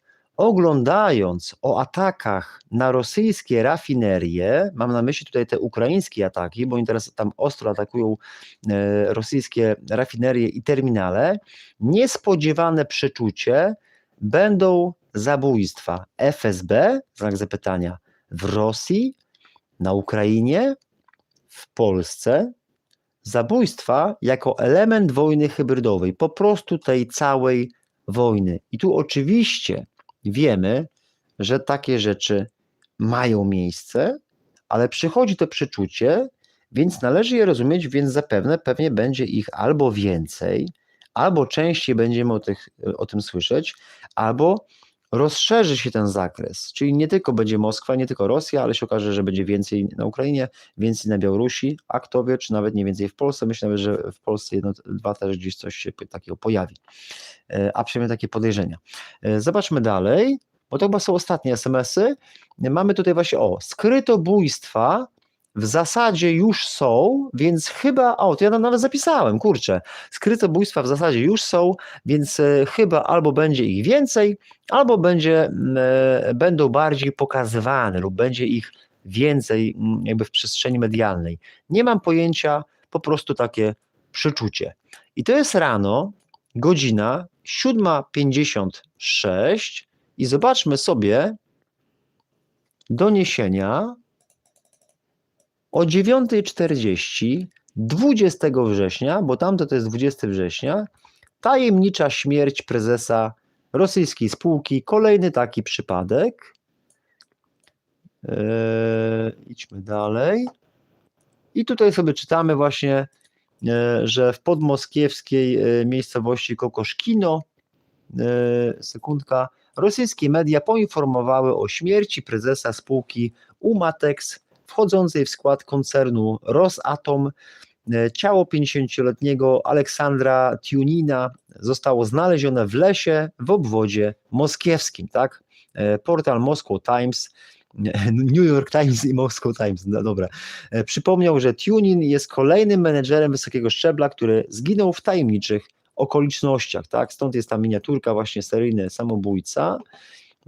Zobaczmy dalej.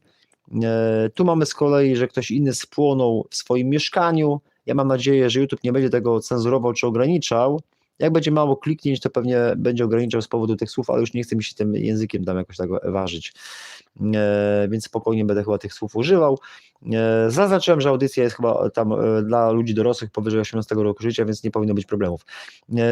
Kolejna zagadkowa śmierć w rosyjskich elitach, tak, ale to są tam jakieś inne artykuły, inne te. Tajemniczy, a to jest ten dzisiejszy, tak, czyli w tajemniczych okolicznościach Moscow Times oszacował, że i to jest istotne, to jest istotne, to specjalnie zaznaczyłem. Moscow Times oszacował, że od wybuchu inwazji zbrojnej Rosji na Ukrainę, a przypominam, że od lutego 2022 roku do dzisiaj minęło 3 lata i 7 miesięcy zaraz minie, tak? Bo jest 21, 20, a nie, przepraszam, bo tam no ale to tak czy inaczej mija około 7 miesięcy i 3 lata, tak? Zginęło już co najmniej 20 rosyjskich menedżerów, tak? Wysokiego szczebla, zazwyczaj w tajemniczych okolicznościach. I tutaj na chwilkę chciałem, żeby się Państwo skupili na tym właśnie, co przed chwilą powiedziałem i na tym, co tam było zapisane w SMS-ie, że będzie częściej o tym mówione albo będzie ich więcej, bo zaraz sobie zobaczymy sobie na fajne doniesienie medialne, że przychodzi to przeczucie i pyk, po 2 godzinach ono się już spełniło, ale w jaki sposób? Właśnie w taki sposób, jak ja poczułem, że będzie ich więcej jakby, nie? I teraz zobaczmy, rok ma 12 miesięcy, tak? 3 lata, tak, 2 lata to jest 24 miesiące, 3 lata to jest 36 miesięcy, plus 7 to jest 43 miesiące, więc jeżeli weźmiemy 20 rosyjskich menedżerów w dziwnych okolicznościach na 43 miesiące, tak, to jest mniej niż 1 na 2 miesiące, czyli jedna osoba odchodzi tak co 2,5 miesiąca, tak, ponad 2 miesiące, co 2,5 miesiąca, więc mija 2 miesiące i dowiadujemy się, jeden spalony w mieszkaniu, mija 2 miesiące, jeden jakiś tam niby samobójstwo, chociaż coś tam, nie? Statystycznie tak wychodzi, raz na miesiąc, raz na 2 miesiące, więc jeżeli 2 by się zdarzyło jednego dnia, to będzie wyjątkowe. I spójrzmy, bo to jest ciekawe doniesienie medialne, które pokazuje, że to przeczucie de facto już nam się spełniło, ale ja myślę, że to jest dopiero początek spełniania się właśnie tych przeczuć. Zobaczmy. Sekundka. Sekundka. Gdzie to jest? O, tu jest, sekundka, tu jest właśnie. Dowiedzieliśmy się dziś o dwóch incydentach, czyli jednego dnia, o dwóch incydentach z udziałem menedżerów z firm powiązanych z państwem. Dyrektor generalny firmy Cepelin, Andrzej Krotkow, trafił na oddział intensywnej terapii po odniesieniu obrażeń, a dyrektor generalny, ten Aleksandr Tunin, o którym już czytaliśmy, został znaleziony martwy. Obaj menedżerowie byli związani z ważnymi projektami. Tunin pracował w firmie, która była dostawcą materiałów kompozytowych dla samolotów MC-21, a Krotkow zajmował się projektem Narodowego Centrum Kosmicznego, które tydzień temu otworzył osobiście Władimir Putin. Czyli widzimy, tak, że jednego dnia, dwóch w zasadzie jednocześnie, ale zobaczmy, kiedy jest to doniesienie, tutaj jest akurat z Onetu, widzimy dokładnie, że to doniesienie jest z 20 września z 14, a tamto było chwilę przed 10, a przeczucie było chwilę przed 8 rano, tak? Mamy kolejny topowy rosyjski menedżer nie żyje, a drugi walczy o życie, tak? Jeden nie żyje, a drugi walczy o życie, czyli pewnie o śmierci tamtego rano się dowiedzieliśmy, a po paru godzinach się okazało, że drugi też właśnie się para właśnie, że ma przeżyć jakby, tak? No to jest, niesamowicie się to wypełnia. Tu zobaczmy jeszcze sekundka, to może doczytajmy, tam jest tych 20 tych menedżerów, a tu z kolei czytamy kilka dni temu. Bo jeszcze jest to z Kaliningradu właśnie, no to też jest takie zagłębienie, bo to też jest istotne, sekundka. Kilka dni temu w pobliżu miasta Kaliningrad, polska pisownia Królewiec, zostało znalezione ciało dyrektora firmy zajmującej się wydobyciem soli potasowo-magnezowych, Aleksieja Sinicyna, tak, zwłoki leżały pod mostem, tutaj oni tego nie napisali, ale ja wam dopowiem, że one były pozbawione głowy. Zwłoki leżały pod mostem. W sierpniu poinformowano o śmierci Dmitrija Osipowa, szefa Rady Dyrektorów producenta soli potasowych Ural Kali, a także Michaiła Kienina, tak, potentata na rynku nieruchomości. Przyczyny ich zgonu są nieznane, napisał Moscow Times. I teraz, drodzy Państwo, to jest istotne, bo widzimy, że kilka dni temu był ten gościu z Kaliningradu, tak, ten dyrektor, Aleksiej Sinicyn. Potem w sierpniu był Dmitrij Osipow, tak, i jeszcze był Michaił Kienina, czyli widzimy, sekundka, czyli mamy dwóch w sierpniu, jednego we wrześniu, dokładnie tutaj po tym ataku dronów, jakby kilka dni temu, to było teraz chyba tam poniedziałek, wtorek, ten z Kaliningradu, to już był trzeci, więc to już te 3 to było złamanie statystyki. Więc jeżeli ktoś by sobie obliczył statystycznie, że 20 na 43 miesiące, czyli statystycznie 1 co 2,5 miesiąca, to jeżeli był jeden w sierpniu, to powinien być drugi za 2 miesiące, a jak był drugi, no to jakieś zawirowanie, nie? Potem już nie było tylko 2 w sierpniu i potem doszedł trzeci we wrześniu, tydzień temu, niecały tydzień temu, tak? Więc tak statystycznie, matematycznie, jakby ktoś wziął logicznie, to by sobie pomyślał, no to 2 w sierpniu, teraz 1 we wrześniu, a już mamy 20 września, to już za bardzo niczego nie będzie, następny pewnie będzie w październiku. Więc to przeczucie jest takie logicznie nieuzasadnione, tak? Że jak to teraz ma być, jakby, że pojawi się, muszę na baterii spojrzeć tam, żeby nie siedł mi znowu ten obraz od tego. Więc to jest takie logicznie nieuzasadnione, żeby przyszło takie przeczucie właśnie, że będzie właśnie coś takiego się działo, a jednak przyszło to poczucie, tak? Że przychodzi, że będzie, jak ja to zapisałem, kurczę, bo już sam zapomniałem, jak ja to zapisałem, sekundka, jakie to zapisałem to przeczucie? Że będą zabójstwa, tak? Oglądając o atakach na rosyjskie rafinerie, niespodziewane przeczucie, tak? Że FSB, Rosja, Ukraina, Polska, tam może też Białoruś, czy elementy wojny hybrydowej, skrytobójstwa, tak? Albo ten seryjny samobójca, że będzie ich więcej, albo będą pokazywane, jakby tak, czyli czułem, że to idzie. I to była 7:56 rano, ja przysięgam, naprawdę żadnych doniesień nie widziałem, ja nawet nie wiem, czy są doniesienia, ja szukałem, widziałem tylko te o 10 i o 14, tak? I tyle, a potem się okazuje, że tego samego dnia w ciągu kilku godzin nagle bach, 2 strzały. Jeden trup, i jeden walczy o życie na oddziale intensywnej terapii, nie? Dwóch jednego dnia, więc to totalne złamanie statystyki, więc to się spełniło moim zdaniem od razu tego jednego dnia, to już jest wypełniona przepowiednia, ale ona się jeszcze będzie spełniać, bo ja myślę, że to się rozleje, bo my widzimy, że to się wszystko rozlewa, tak?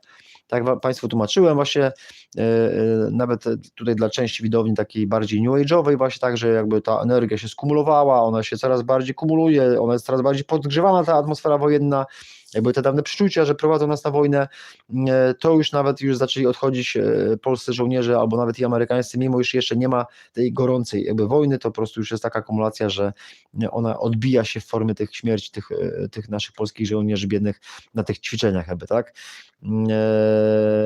Tak to się jakby objawia ta świadomość zbiorowa, tak brzydko powiedzmy new age'owa jakby, tak?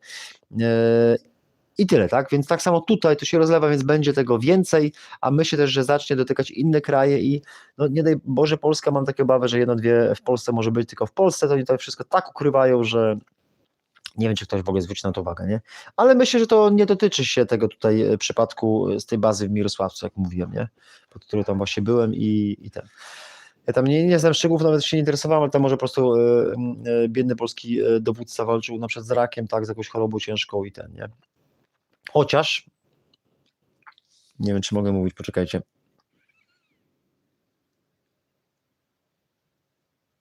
No chyba mogę, bo to jest jakby tam setki żołnierzy są.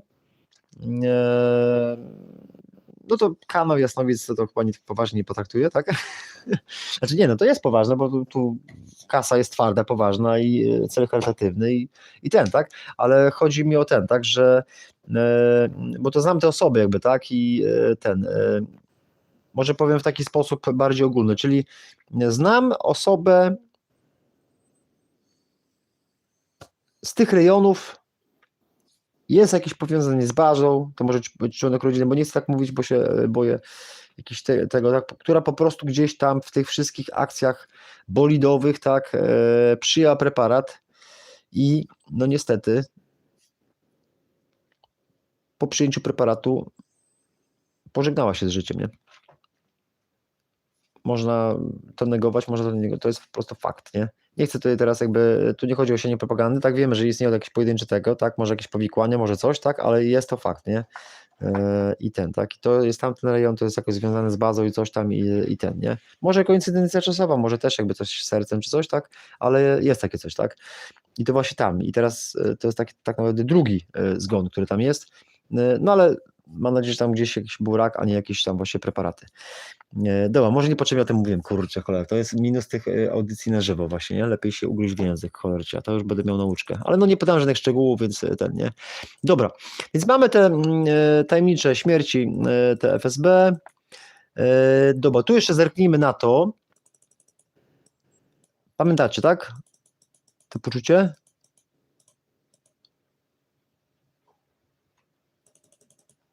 Że patrząc w niebo, paraliż, wyżej wymienione, tak?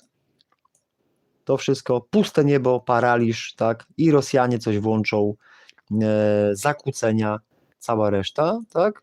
I mamy, sobie zbliżmy, to jest screen zrobiony godzinę, dwie temu, europejskie lotniska sparaliżowane przez cyberatak, tak? 12 godzin temu. Europejskie lotniska sparaliżowane cyberatakiem. 9 godzin temu Spiderweb, tam jest Geek Week, portal i PPL. Cyberatak na lotniska, największe lotniska w Europie sparaliżowane. Radio Z, wielki cyberatak na lotniska w Europie, opóźnienia i odwołania lotów, chaos na kilku lotniskach w Europie, ogromne problemy z odlotami i przylotami. W pewnym sensie nawet częściowo jest to puste niebo, a na pewno jest to paraliż i na pewno jest to cyberatak, czyli te zakłócenia, które Rosjanie włączyli. W ten sposób nam się spełnia to przeczucie właśnie zapisane w tym i w tych innych SMS-ach, które tu Państwu pokazywałem. Tu jeszcze tylko zerknijmy sobie na tą niesamowitą miniaturkę, niech nam przypomni właśnie.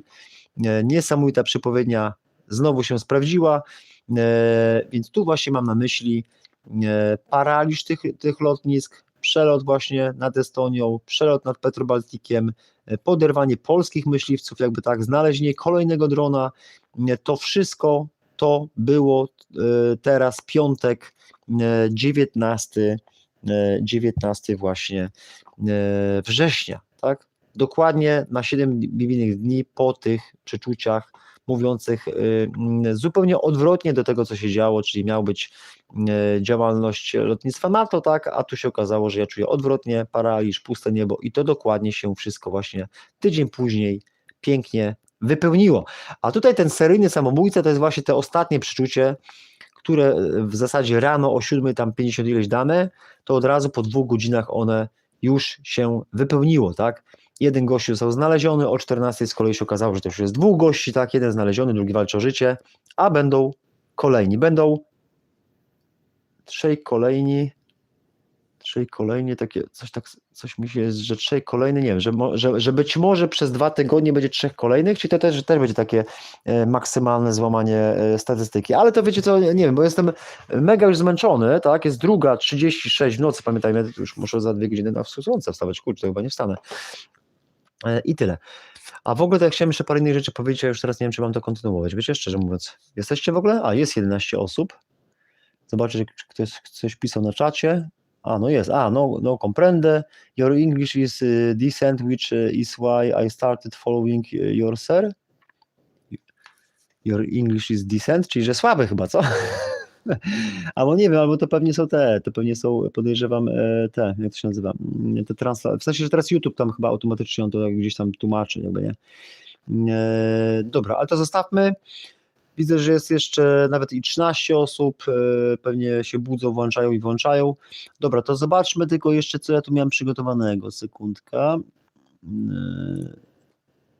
Jest dlaczego tego nie ma? Sekundka. Aha, weźmy po kolei. Co tu miało być? Bo wiecie, bo ja tutaj chciałem właśnie chyba, sekundka, tutaj chciałem dopowiedzieć co to chciałem dopowiedzieć, kurczę? Dajcie mi chwilkę przejrzeć, co tu chciałem właśnie, cyberatak, coś chciałem, tylko łyknę sobie i popatrzę i zaraz wam powiem, ok?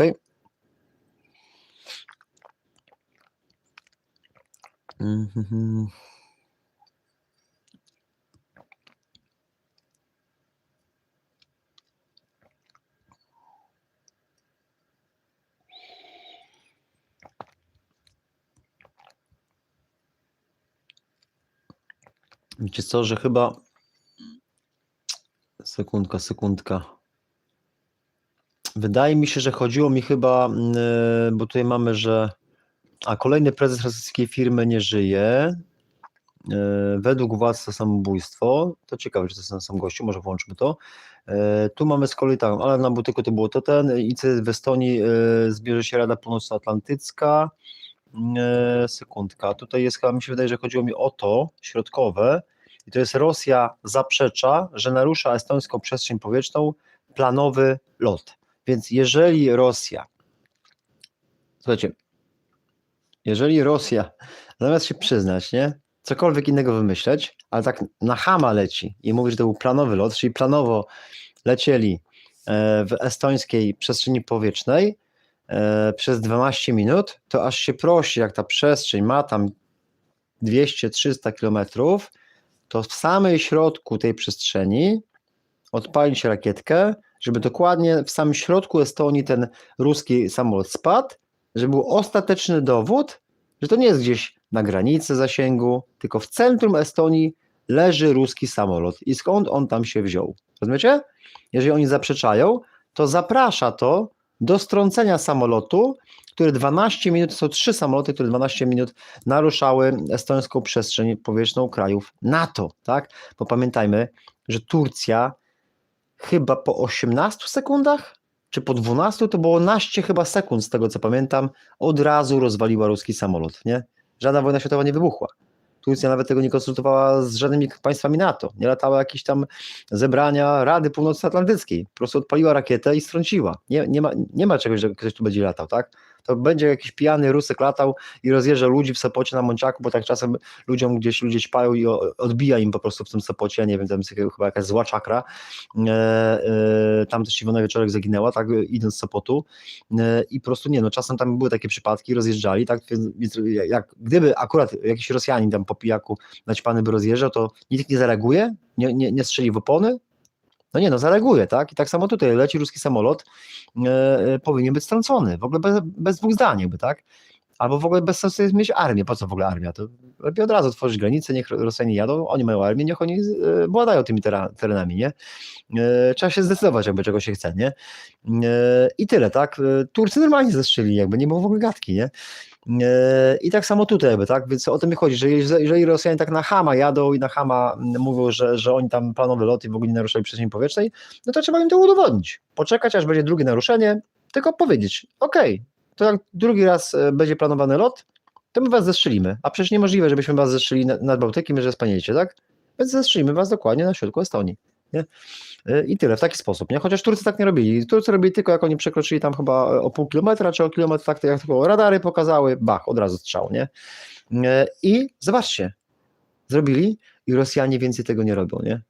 A tutaj rozmiękczone jest działanie, nie ma reakcji i tyle, przegrywamy. Ale to jest taki mój wniosek, taki zadziorny, oczywiście każdy ten, tak? Ja tam też nie chcę tam gdzieś nawoływać do konfliktów oczywiście, tak? Ale po prostu tak mi się wydaje, że to działa, ale to są moje prywatne. Tutaj ważne jest jakby te przeczucia właśnie, które... Dobra, to już to wyłączmy. Tu z kolei jest...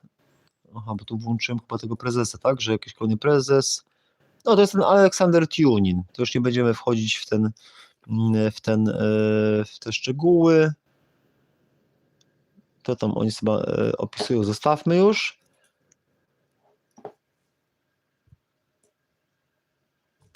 Tutaj taka ciekawostka, 20 września, raport finlandzkiego z kolei rządu, istnienie kraju może być zagrożone i tutaj, no okej, to jest akurat istotne, bo mówiliśmy ostatnio o Szwecji, że Szwecja przyszykowuje się na 7 potencjalnych różnych scenariuszy, jeśli nie więcej, a tu jest ciekawy raport rządu fińskiego, że istnienie kraju może być zagrożone.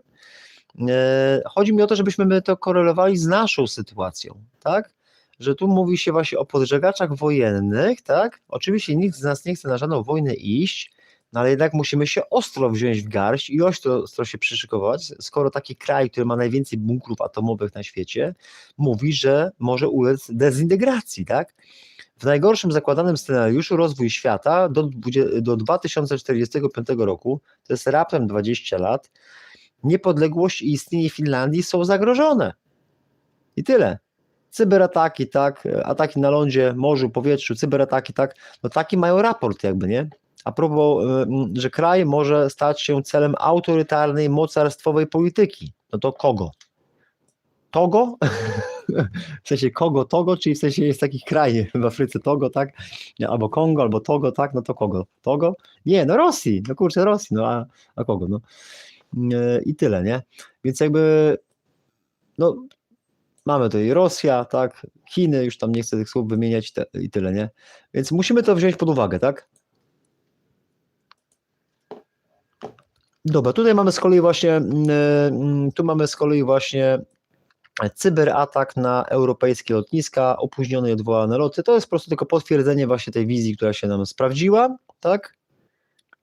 To tylko to po prostu pokazuję wam te screeny i to wszystko, zostawmy to. Mamy tam Londyn, jakie tam jeszcze chyba, parę tam lotnisk, tam było co najmniej z 5 lotnisk, nie? Więc zostawmy to, wyłączmy.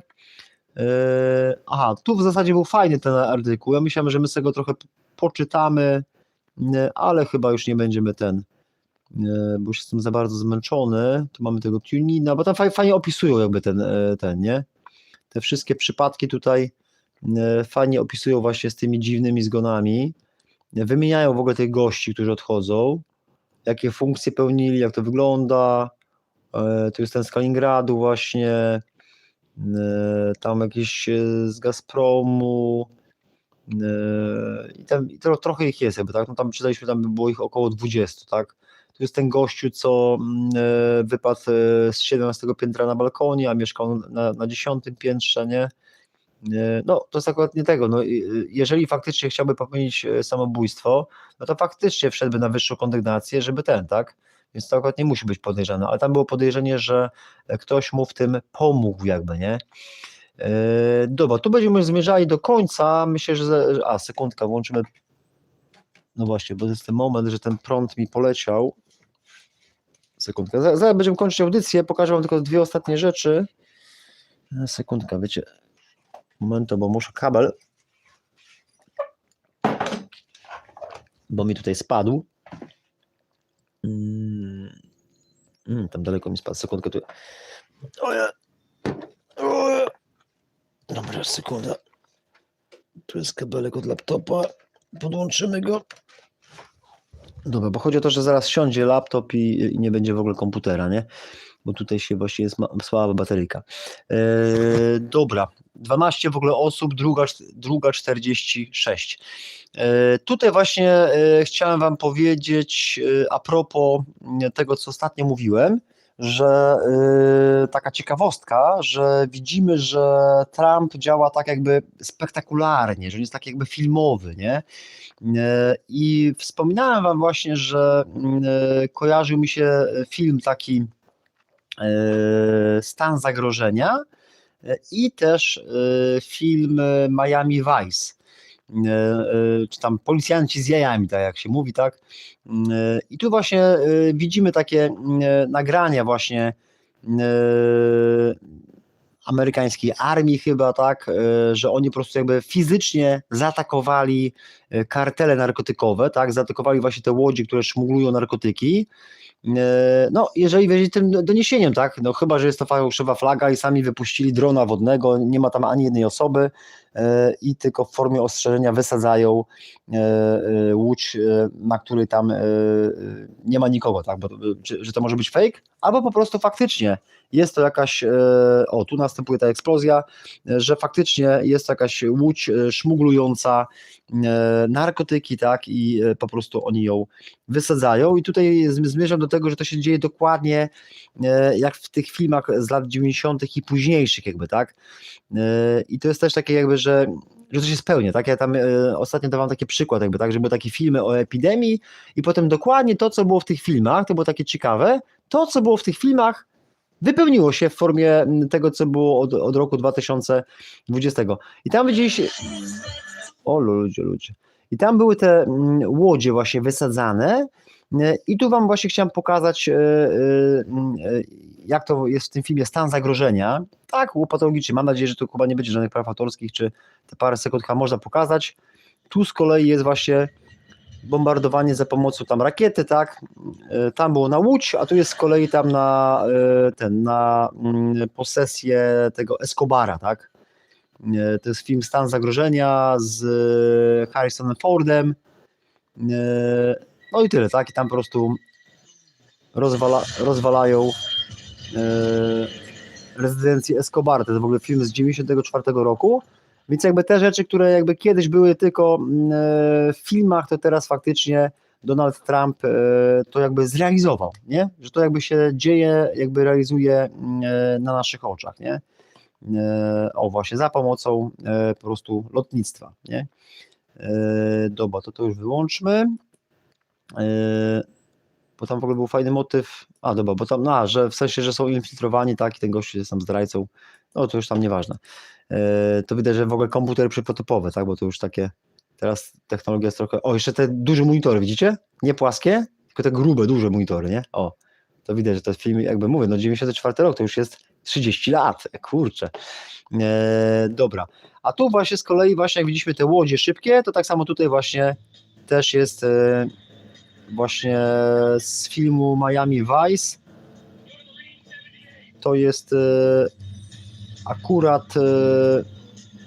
może sekundkę wyłączmy dźwięk, bo to może jeszcze YouTube skosić, że że dźwięk leci i no i to, tu akurat złą scenę wybrałem, bo tu jest po prostu, że policjanci tam jakby płyną tymi łodziami, ale kiedy indziej to właśnie ci szmuglerzy tych narkotyków płynęli, to tam ten cały film Miami Vice jest taki dość fajny, można sobie obejrzeć i tak, oni też te narkotyki szmuglują właśnie za pomocą tych szybkich łodzi, tak.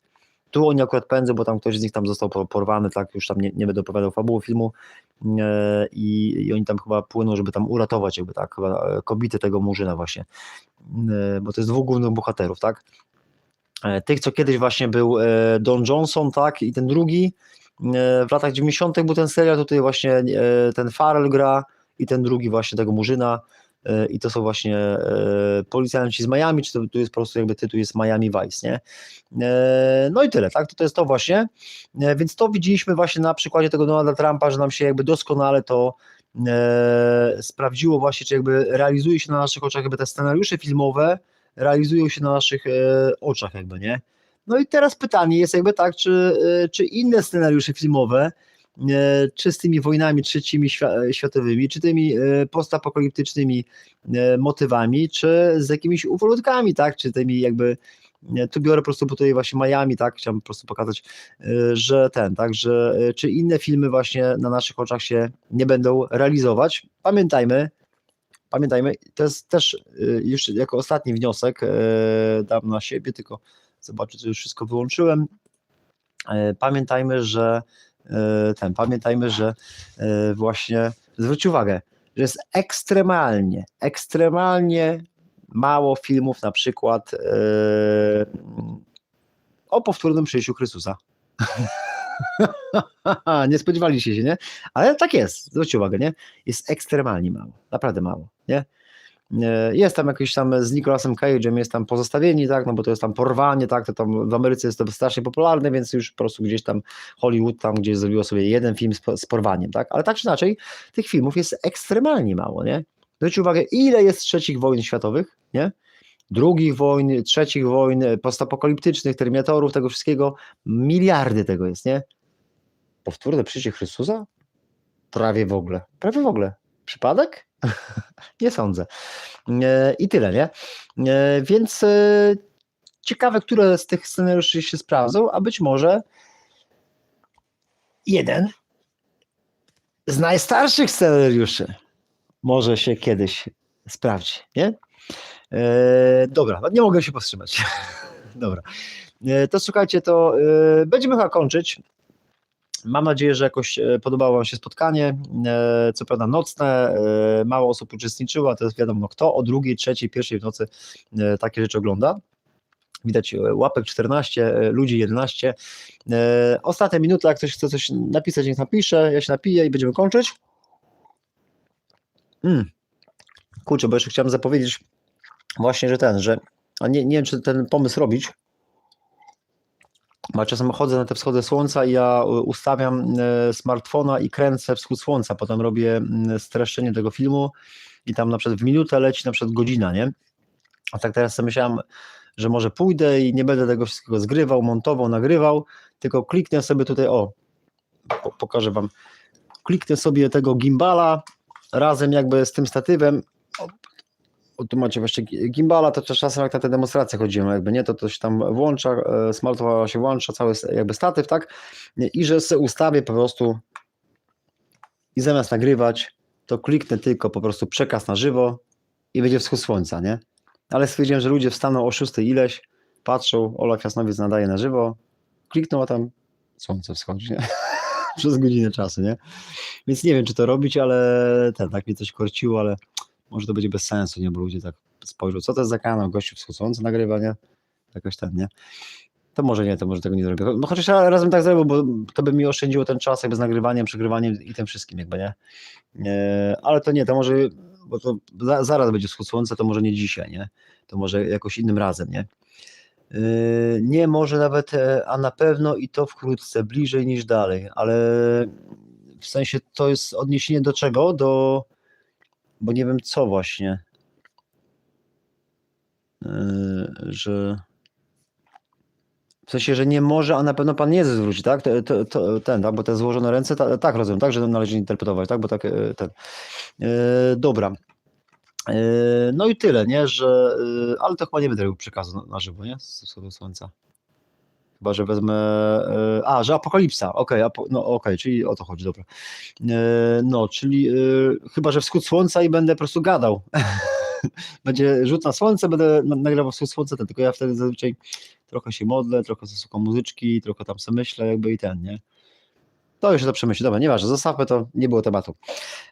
Dobra, słuchajcie, dzięki Wam za uwagę, myślę, że skończmy przekaz, mam nadzieję, że dobrze to wszystko przedstawiłem, może rzućmy okiem ostatni raz właśnie na tego, żeby pamiętać, że głównym przekazem dzisiejszej audycji były te właśnie seryjny samobójca w Rosji, to może eskalować, tak, mam nadzieję, że zrozumiale przedstawiłem, że to się jeszcze bardziej jakby rozlało, tak, będzie się rozlewać jakby tak i się sprawdziło w zasadzie po kilku godzinach te przeczucie z soboty rano wczoraj i właśnie te wszystkie migi, ten paraliż, jakby to się doskonale sprawdziło, nie? Naprawdę doskonale po 7 bibliijnych dniach pięknie się sprawdziło, ja jestem zachwycony i dziękuję Panu Bogu, że tak jakby bo w ogóle zawsze im lepiej te przeczucia wchodzą, to jest jakieś takie dziwne wrażenie takiego, nie wiem, spełnienia, nie wiem, spełnienia. I to jest właśnie fajne, nie? Że jak ktoś na przykład jest malarzem, narysuje obraz, tak, i piękny obraz, jest takie spełnienie, nie? Ktoś inny coś innego. A tu jest właśnie, przychodzi przeczucie i można je sprzeniewierzyć, albo można je przekazać, jakby, nie? Można jakby te powołania jakby zrealizować, albo nie zrealizować, jakby, czyli sprzeciwić się, sprzeniewierzyć, jakby, nie? Co prawda ja często uciekam przed nimi, jak opisany na przykład jest taki przykład takiego proroka Jonasza, który uciekał, tak, przed takimi przeczuciami, jeśli mogę tak kolokwialnie powiedzieć, to ja mam bardzo często podobnie, ale jak za dużo ucieknę, to mnie też zawsze jakoś Pan Bóg przymusi, jakby, nie, do tego, żeby nie, więc fajnie, jest takie coś właśnie, że jak one się, im bardziej się spełniają, to jest takie właśnie też takie wrażenie jakiegoś spełnienia, no czegoś takiego, nie? Ale to już tak prywatnie po prostu Wam mówię i ten. Dobra, dziękuję Wam. Sekunda, bo ja pokazuję to kurczę tego seryjnego. Przepraszam, może mogę w siebie pokazać, jak mówię, nie? Przepraszam. Więc tyle. Fajnie w ogóle, że trzecia w nocy w zasadzie, za 3 minuty trzecia w nocy, 13 osób. Pozdrawiam serdecznie, kłaniam się. Dziękuję za Waszą obecność. I tyle. Więc jutro, czy dzisiaj jest Dzień Święty, niedziela. Obiecałem użytkownikowi Kronosus religijną audycję. Kurczę, tylko muszę jakiś temat znaleźć, nie? Jak nie znajdę, a wejdzie mi inny temat, a nie znajdę, to naprawdę obiecuję, że już na siłę w poniedziałek zrobię. Ale postaram się normalnie dzisiaj w niedzielę zrobić jakąś religijną, ale czasem jest takie to, że ja akurat nie poczuję tego natchnienia, tej fazy jakby, nie? To postaram się zrobić jak najszybciej, a tą religijną, tak, ale jak poczuję na przykład coś innego, że mocniej poczuję Anglię, albo mocniej poczuję meteoryty, albo coś innego, to zrobię najpierw to, co poczuję, ok? A jak będzie normalnie, to postaram się jakby prośbę użytkownika Kronosus spełnić jakby i właśnie audycję religijną właśnie, czyli właśnie w niedzielę, nie? Dobra, słuchajcie, bardzo Wam dziękuję.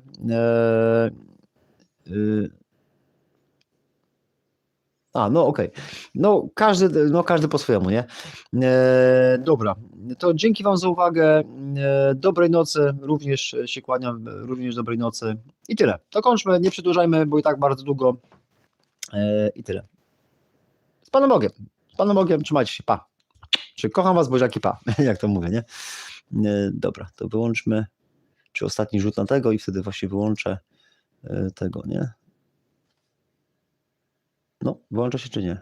Kurczę, bo się nie kliknęło. Teraz się wyłączy. No